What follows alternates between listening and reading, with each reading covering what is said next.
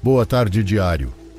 Vejo que você sempre tenta trazer relatos do mundo todo para o canal e vou contar algo que aconteceu com meu priminho há 13 anos, aqui na Carolina do Norte, onde vivemos. Embora tenha acontecido com ele, eu fui testemunha dos fatos.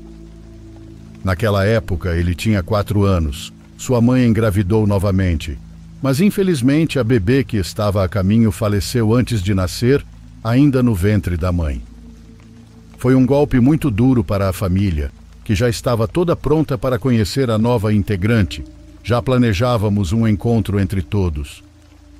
Mas no final nos reunimos de qualquer jeito, agora para acompanhar os pais no sepultamento daquele anjinho que esteve tão perto de chegar à terra. Havia apenas palavras tristes e lamentos. Não entendíamos por que um bebê tão esperado teve que partir sem sequer chegar até nós, porque sua vida terminou antes de começar.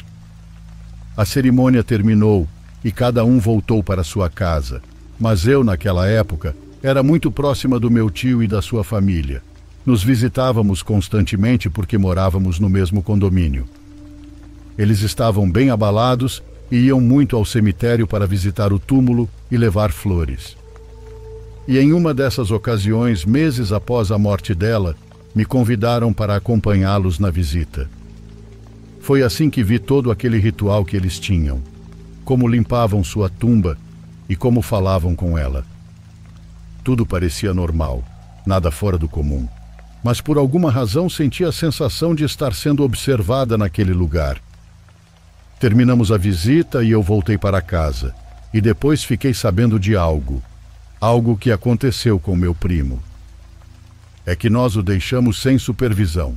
Ele começou a brincar e a explorar os arredores. Como devem imaginar, na área de crianças há muitas tumbas decoradas com balões, flores, brinquedos e até doces. Mas nunca imaginamos que, em sua inocência, ele fosse pegar um daqueles brinquedos, um patinho de borracha, daqueles amarelos que flutuam quando as crianças tomam banho na banheira. Seus pais não notaram que ele levava o brinquedo até estarem em casa, mas não deram muita importância. Era apenas uma travessura de uma criança, afinal. No entanto, a partir desse momento, a vida diária começou a se tornar insuportável para ele. O pobre menino parecia ter medo o tempo todo.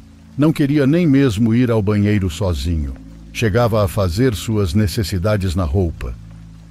Ele chegou a dizer à sua mãe, quando ela o dava banho, que do outro lado da banheira havia um menino que falava com ele. Mas sua mãe, sem poder vê-lo, tentava convencê-lo de que não havia ninguém lá, que era apenas sua imaginação. Mas depois, todos em casa começaram a sofrer com aquela presença. Começaram a ouvir ruídos que vinham do banheiro ou do quarto quando ninguém estava lá, quando todos estavam na sala ou na cozinha. O ambiente ficava cada vez mais pesado com o passar dos dias, a ponto do menino não conseguir comer. Ele não conseguia ficar sozinho nem por um momento sem que começassem a ouvir seus gritos de terror. Havia algo que parecia um menino, que o incomodava o tempo todo. Já não havia como não relacionar o que estavam vivendo com aquele brinquedo que ele tinha pego do cemitério. Então decidiram devolvê-lo. Foram ao cemitério unicamente para isso, para devolvê-lo. Meu priminho os guiou e mostrou onde tinha pego. Colocaram o brinquedo de volta no lugar onde pertencia e se desculparam pela ação do pequeno. Em seguida, fizeram uma oração pela alma da criança naquela tumba e voltaram para casa, desta vez garantindo que seu filho não tocasse em nada mais.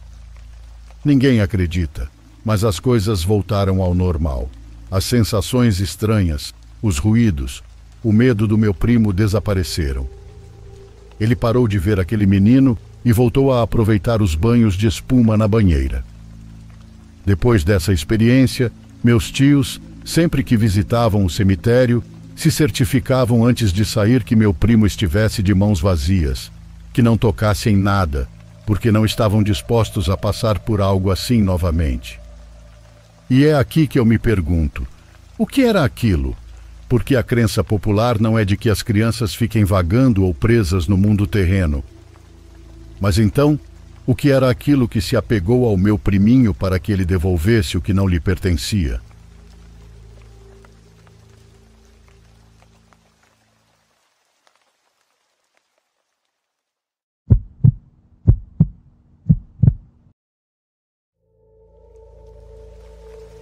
Pode-se dizer que estou desesperada, embora talvez não pareça. Os eventos que vou relatar começaram em 2020, em tempos de pandemia. Agora, olhando para trás, é incrível que já tenham se passado 4 anos. Alguém mais se sente assim? Enfim, essa história eu já havia enviado naquela época para alguns canais de histórias que acompanhava, mas nunca a leram. Não sei porquê. Hoje volto a reescrever minha história com a esperança de que talvez alguém nesse fórum leia, pois o que pensei que havia ido embora da minha casa voltou. Minha esperança é receber ajuda de alguma pessoa que tenha passado por algo semelhante, pois agora não tenho mais forças para lutar com isso, como fiz da primeira vez. Desde pequena sempre ouvi lendas e histórias assustadoras, as quais eu sempre via como ficção, até porque sou, ou melhor, era completamente ateia. Naquela época, sendo a filha mais nova, com 18 anos recém-completados, eu morava com meus pais, minha avó paterna e meus 2 irmãos mais velhos, em Assunção, capital do Paraguai. Também tinha outro irmão mais velho, fruto de um relacionamento anterior do meu pai, que é peça fundamental nesta história. Infelizmente digo tinha, pois meu irmão Emílio perdeu a vida em um acidente de trânsito causado por um homem sob efeito de álcool, enquanto ele esperava o ônibus para ir à faculdade. Isso aconteceu em 2019, um ano antes da pandemia. Talvez pareça fria ao me referir à morte do meu irmão, mas só convivemos com ele no último ano de sua vida. Sua mãe sempre o manteve afastado de nós devido ao rancor que sentia pelo meu pai. Ela só permitiu que ele viesse morar conosco porque Emílio queria estudar na capital, já que no interior, onde eles moravam, não havia o curso que ele desejava. E embora sua mãe nunca tenha concordado, ele tomou sua própria decisão. Isso é algo pelo qual ela sempre culpou meu pai, acusando-o de ter tirado seu filho apenas para entregá-lo à morte.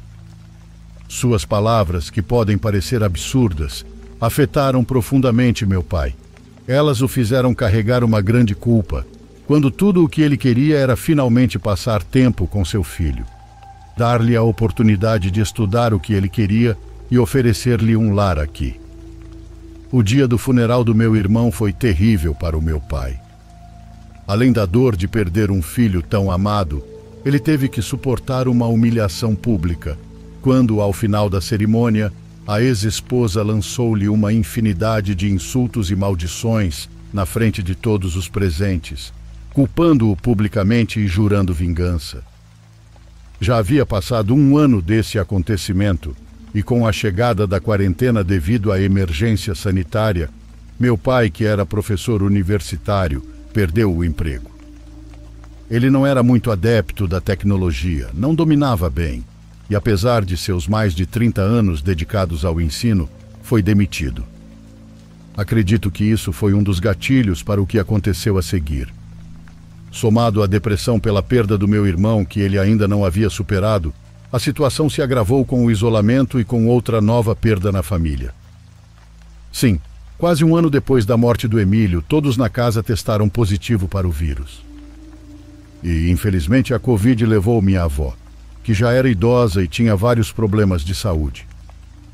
Essa foi a última punhalada que destruiu o coração já muito fragilizado do meu pai, que nem sequer pôde se despedir pessoalmente de sua própria mãe devido às restrições sanitárias. 2 dias após a morte da minha avó, e exatamente 1 mês antes do primeiro aniversário da morte de Emílio, vivi um dos piores dias da minha vida. Vi uma imagem que jamais conseguirei apagar da minha mente. Meu pai decidiu tirar a própria vida dentro da nossa casa. Não quero dar detalhes, já que por ser um tema sensível, as plataformas podem censurar. Só posso dizer que após ele passar várias horas trancado, chamamos por ele, mas não respondeu. Meu irmão mais velho, Wesley arrombou a porta e o encontramos. O encontramos com uma expressão de terror, de tristeza. Não consigo explicar o que sentimos ao ver aquela cena. É algo que só quem já passou por isso pode entender. No centro da cama, meu pai havia deixado uma carta e uma fotografia dele com Emílio quando criança. Isso, junto às presenças que chegaram depois desse dia, foi a única coisa que ele nos deixou. Me recusei a ler aquela carta por muito tempo. Eu ainda era muito jovem para entender a depressão, e em minha dor cheguei a odiar meu pai. Sentia que ele era um covarde por nos deixar sozinhos, e não havia explicação para o que ele tinha feito. No primeiro mês após tudo isso, eu estava tão distraída que nem percebi que várias coisas diferentes haviam começado a acontecer em minha casa. Várias vezes sonhei, ou melhor dizendo, tive pesadelos com a imagem do meu pai morto, às vezes me pedindo perdão. Minha mãe e meus irmãos insistiam para que eu acendesse uma vela para ele, lesse a carta e o perdoasse, dizendo que talvez ele não estivesse em paz sem o meu perdão, mas eu sempre me recusei, até que tudo saiu de controle. Um dia chegou à nossa casa a mãe de Emílio, que disse vir nos dar os pêsames, embora na verdade o tenha feito com zombarias, pois sentia que finalmente tinha sido vingada pela morte de seu filho. Naquele momento, fora de mim, admito que a expulsei de casa empurrando-a, e naquela noite voltei a ter pesadelos. Ao acordar, senti de repente uma tristeza tão grande que não sei como explicar. Era como se algo apertasse o meu peito e eu tivesse dificuldade para respirar.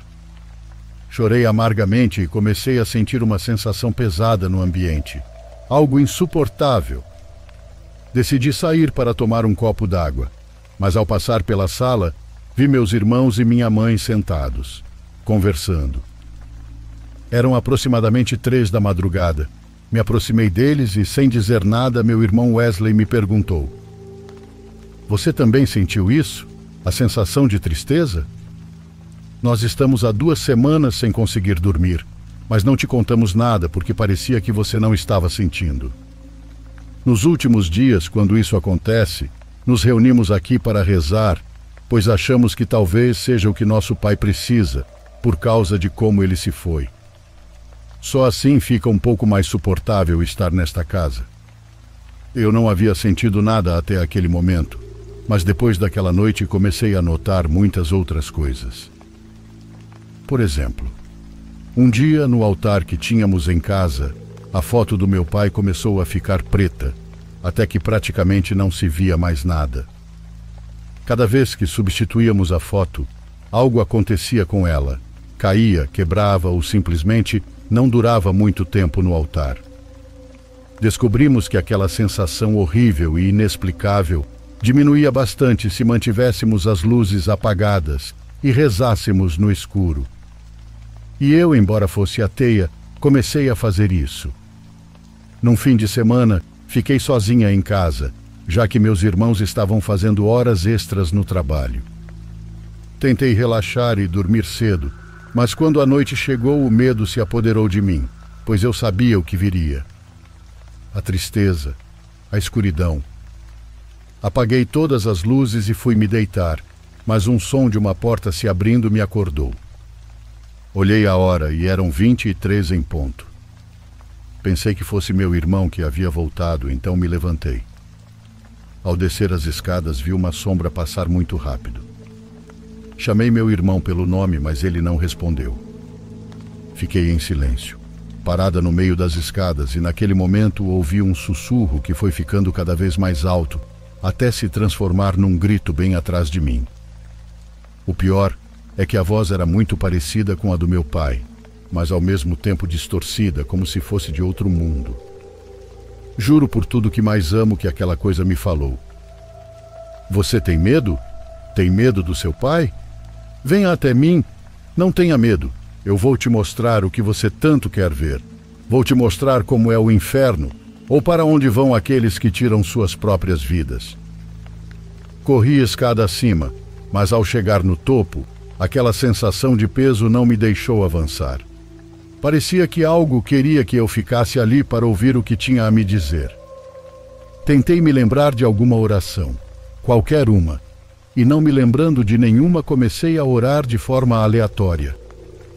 Comecei a gaguejar, e o que quer que fosse aquilo começou a rir de mim, dizendo que não importava o que eu fizesse, que eu não receberia ajuda de Deus porque, no fundo, eu não acreditava nele. Tentei subir de novo, mas nervosa acabei caindo da escada que é feita de piso cerâmico e desmaiei. Só acordei quando meu irmão chegou e me ajudou. Lamento se a história é longa, não quero sobrecarregar vocês, mas essas são apenas algumas das coisas que aconteceram. Embora tenham se acalmado por muito tempo depois disso, lentamente estão voltando a acontecer em minha casa. Desta vez isso também está afetando meus irmãos e minha mãe. Espero ter coragem para contar tudo o que está acontecendo agora. O que descobri sobre o exato momento da morte do meu pai e o que dizia sua carta. Por agora, é hora de me despedir. Mando um abraço a todos que estão vivendo com ausências.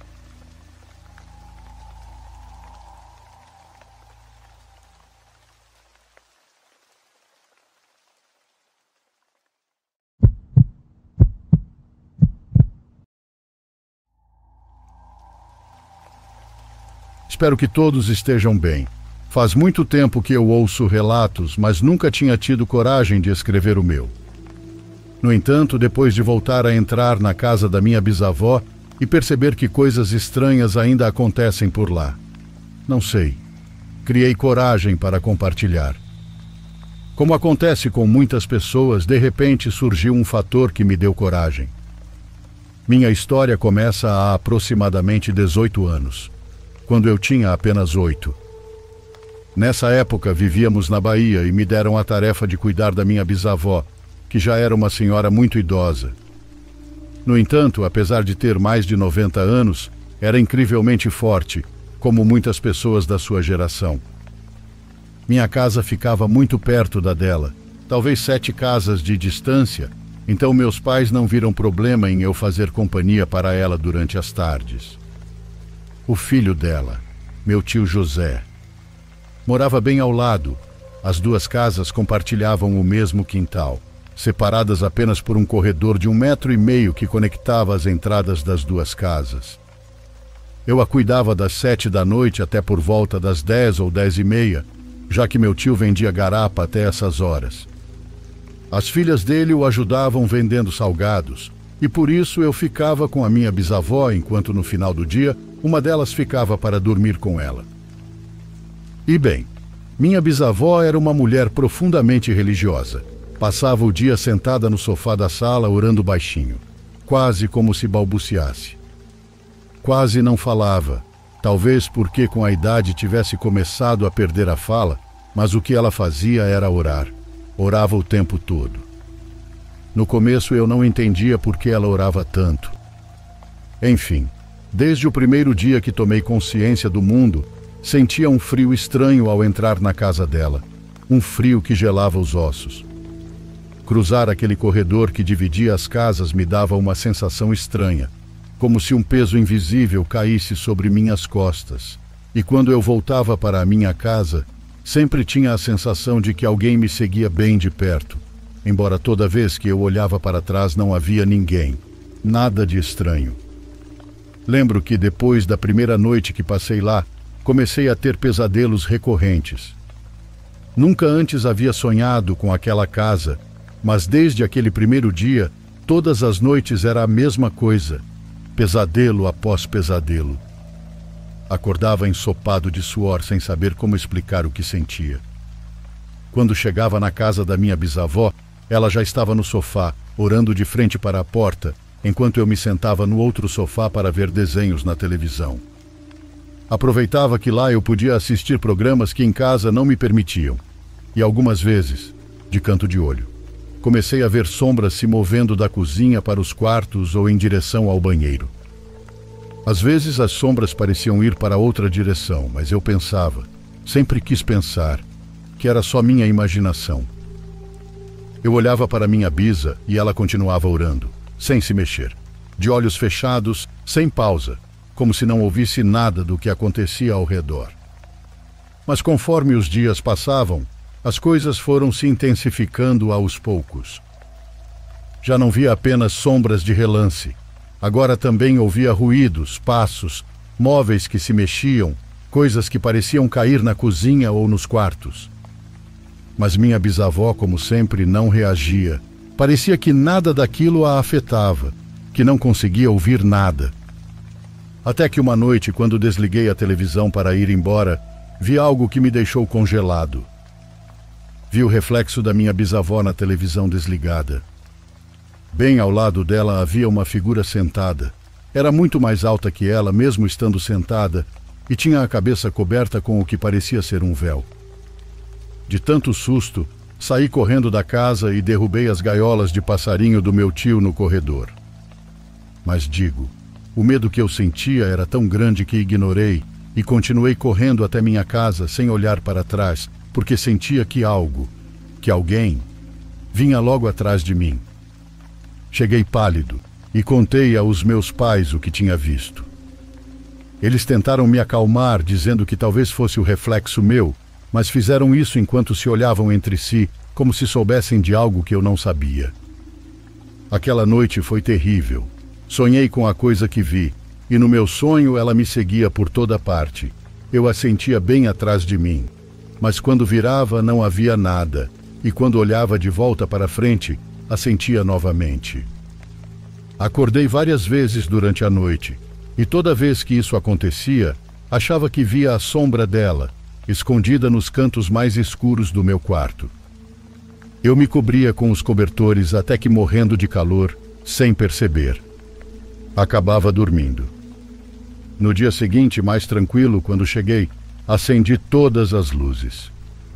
No entanto, agora eu não via mais sombras passando, exceto em um pequeno espaço que ficava totalmente escuro, bem onde estava a porta para entrar no banheiro.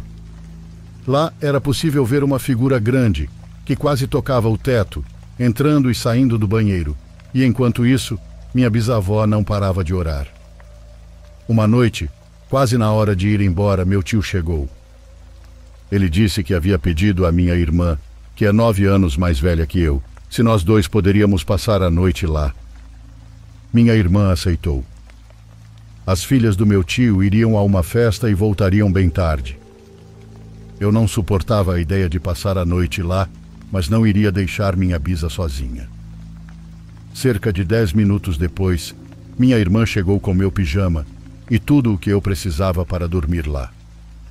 Deixamos minha bisavó terminar de orar e a levamos para a cama, e minha irmã me disse para eu me trocar no banheiro enquanto ela se trocaria no quarto, no mesmo banheiro onde eu tinha visto aquela coisa entrar. Quando estava lá dentro, o medo me dominou. Ao tirar a camiseta para vestir o pijama, senti uma mão grande, fria e muito fina tocar minhas costas. Isso não foi o pior. Assim que senti isso, ouvi uma voz sussurrar muito perto do meu ouvido, como se estivesse quase dentro da minha cabeça. Soltei um grito tão forte que minha irmã ouviu, entrou rapidamente e me perguntou o que estava acontecendo. Eu contei a ela tudo o que vinha vendo, o que acabara de sentir e o que acabara de ouvir. Ela me acalmou e ficou comigo até que eu terminasse de me trocar e de escovar os dentes. No caminho para o quarto, passamos pelo quarto da minha bisavó e a vimos sentada na cama, orando, embora nós a tivéssemos deixado deitada com a porta fechada.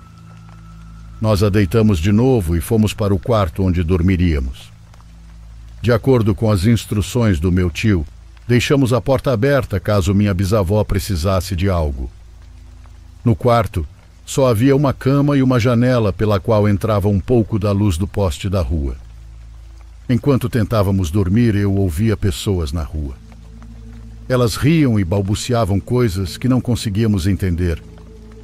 Perguntei à minha irmã se ela também estava ouvindo e ela respondeu que sim. Então ela me disse uma frase que até hoje me dá arrepios. Ela disse que sim, que as ouvia, mas o que realmente a assustava era o que estava na porta do quarto. Lentamente, olhei para lá e vi a mesma silhueta que eu tinha visto antes. na escuridão do corredor. Rapidamente voltei o olhar para minha irmã, e então ouvimos minha bisavó orando novamente do outro lado da parede. Quando olhamos de volta para a porta, a silhueta havia desaparecido. Decidimos ir ao quarto da minha bisa, onde a encontramos novamente sentada.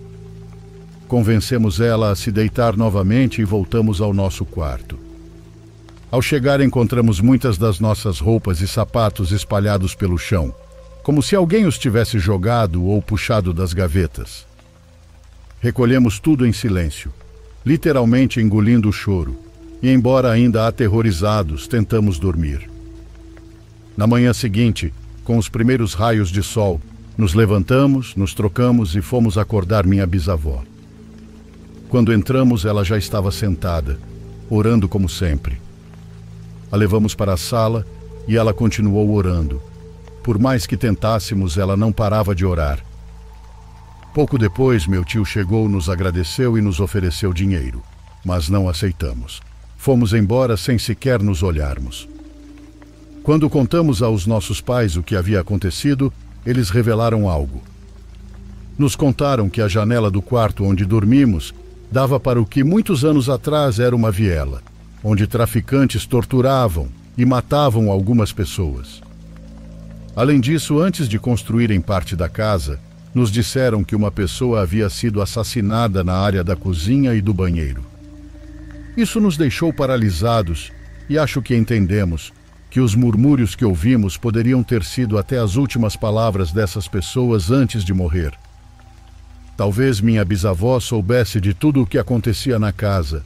Talvez fosse por isso que ela orava o tempo todo. Não encontro outra explicação lógica para que ela orasse sem parar, dia e noite, sempre que estava acordada. Desde então, nunca voltei a entrar naquela casa. Sempre encontramos alguma desculpa para não voltar. 5 anos depois, minha bisavó faleceu e a casa ficou desocupada. Meu tio acabou arrumando uma mulher e foi morar com ela. Minha mãe conta que, semanas depois de sua morte, uma das minhas tias foi limpar lá e, ao entrar, encontraram pegadas no pó, como se alguém tivesse caminhado da cozinha ao banheiro ou ao quarto da minha bisavó. Isso acontecia todas as vezes que tentávamos limpar. Sempre havia pegadas ou coisas jogadas sem explicação. Há poucos dias fomos retirar alguns móveis da casa. A primeira coisa que notamos ao entrar foram pegadas, e no final do corredor, nas sombras do banheiro, estava novamente aquela mesma silhueta que vi tantos anos atrás. Essa imagem me fez lembrar de muitas coisas que eu havia esquecido, e desde então tenho tido pesadelos completamente lúcidos. Esses pesadelos me fazem pensar que, seja o que for, nunca o deixamos para trás.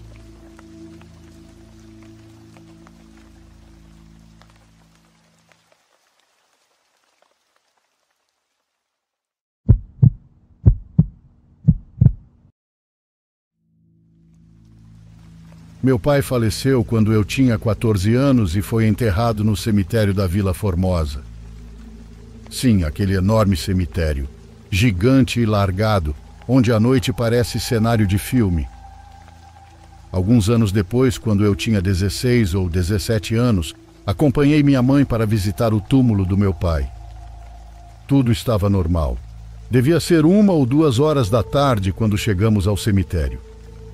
Bem, chegamos ao túmulo, busquei água para limpar a plaquinha, deixamos algumas flores e fizemos uma oração. Como disse, tudo ocorreu normalmente. Quando minha mãe e eu estávamos nos preparando para ir embora, ou seja, voltar para a rua dentro do cemitério, uma mulher nos chamou, uma freira que apareceu do nada. Ela não chegou caminhando pela rua que mencionei. Parecia ter surgido entre as sepulturas. Aquela freira não estava vestindo o hábito que usam no convento, mas sim uma roupa simples que elas usam quando saem às ruas. Eu me lembro perfeitamente. Ela usava uma saia azul e uma blusa branca. Seu véu também era azul escuro. Ela aparentava ter no máximo 50 anos. Nos chamou e nos agradeceu por termos vindo visitar nosso ente querido. Ela nos pediu para nunca deixarmos de fazer isso, nem de cuidar da sepultura, E enfatizou muito isso porque, segundo nos contou, na parte mais afastada do cemitério havia até mesmo túmulos abertos. Ela nos pediu mais uma vez que não esquecêssemos nosso familiar e fez uma pequena oração em silêncio em frente ao túmulo. Minha mãe não disse nada, apenas ouviu. Quando a freira terminou de rezar, minha mãe lhe deu algum dinheiro, que não me lembro quanto, e ela foi embora, entrando no cemitério por entre as sepulturas. Destaco isso porque o normal, o comum, é não passar entre os túmulos. Minha mãe e eu voltamos para a rua para sair do cemitério sem trocar uma palavra. Quando saímos, minha mãe soltou um enorme suspiro e finalmente eu vi o quão pálida ela estava. Eu perguntei o que havia acontecido e ela me respondeu: A freira não tinha pés. Incrédula, eu disse que ela tinha pés, que não estava flutuando, que estava caminhando. Minha mãe me confrontou. Você viu os pés dela? Eu respondi que não, mas que era óbvio que ela não estava flutuando, pois parecia estar caminhando como qualquer pessoa. Minha mãe disse que isso não era verdade. Você não percebeu que ela não estava andando? E me diga, que freira andaria por entre as sepulturas dos mortos? Diante disso, só pude responder que sim. Era estranho para uma religiosa andar sobre os túmulos. Por conta disso, e ao contrário do que a freira nos pediu, minha mãe nunca mais voltou a pisar naquele cemitério.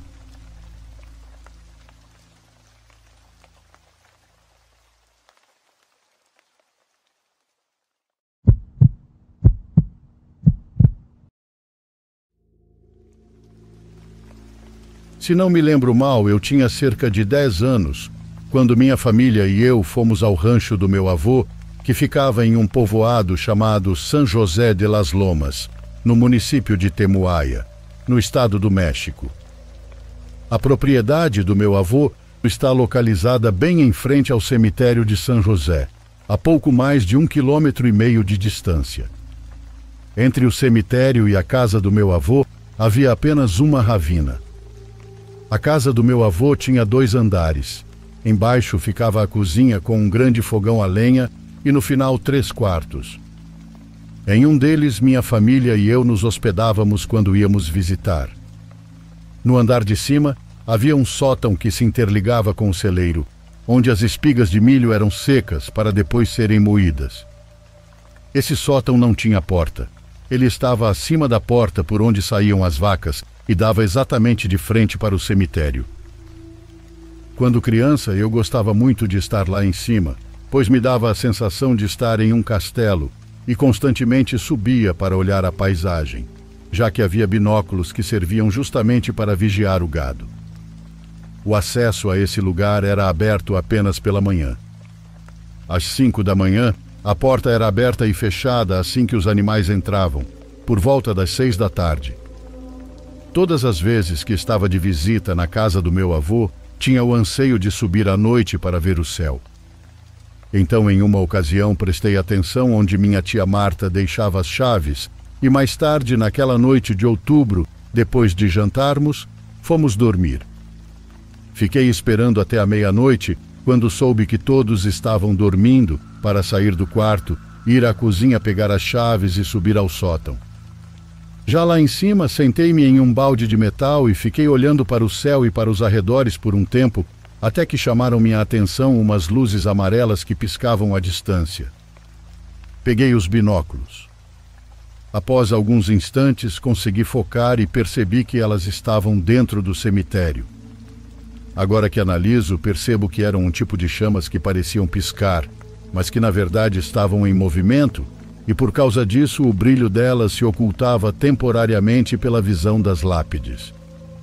Devido à distância, não conseguia ver com clareza e, além das chamas, havia pessoas ali. O que consegui notar é que uma dessas chamas parou e se dirigiu à borda do muro, como se tentasse se alinhar ao lugar onde eu estava parado.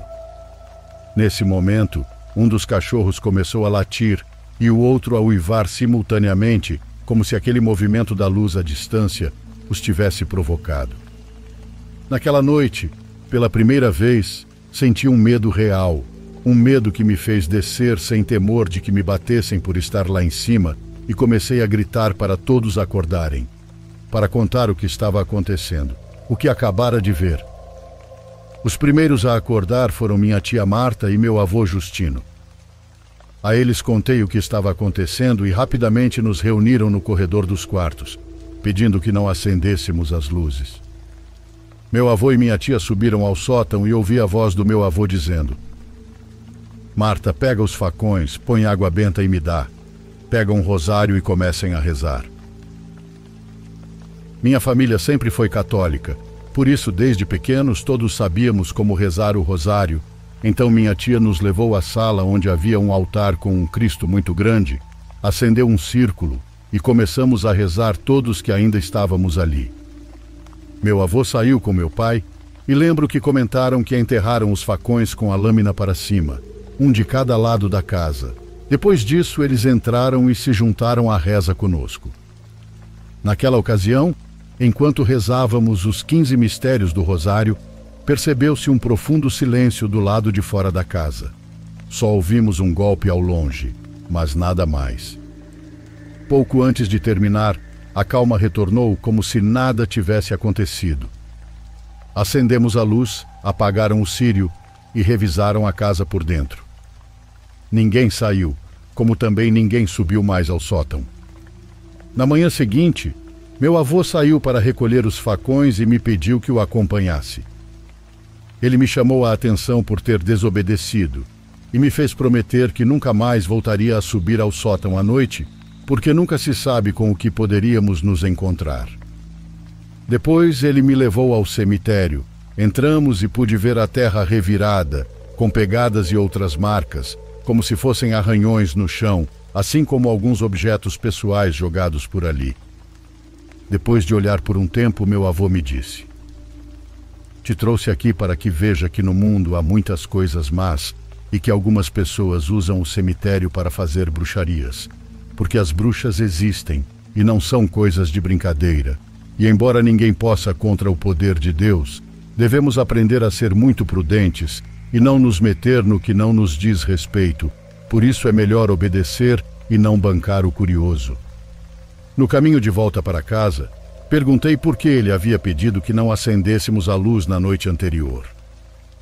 Ele respondeu com outra pergunta: Você gostaria que soubessem que você viu? Evidentemente, minha resposta foi que não. Meu avô me contou que algumas vezes, quando essas pessoas acham que podem ser identificadas, tentam fazer mal às pessoas e que nós, naquele momento, não sabíamos de quem se tratava. Por isso era melhor não dar margem a algo desnecessário.